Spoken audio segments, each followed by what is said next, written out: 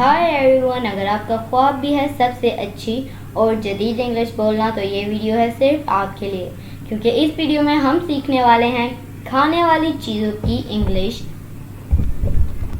तो दोस्तों, यूं ही बासानी उर्दू से इंग्लिश सीखने के लिए हमारे चैनल इब्राहिम टीवी इंग्लिश को सब्सक्राइब कर लीजिए और बेल नोटिफिकेशन के बटन को भी प्रेस कीजिए ताकि आपको हमारी मज़ीद वीडियोस की नोटिफिकेशन मिलती रहे।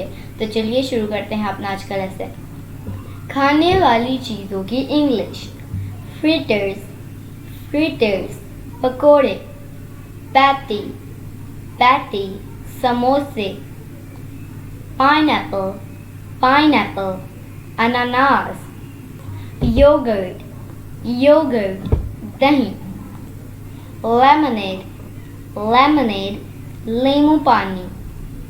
और दोस्तों, कमेंट में ज़रूर बताइएगा कि आपको इनमें से किन किन खाने वाली चीज़ों के नाम पता हैं। आलमंड, बादाम।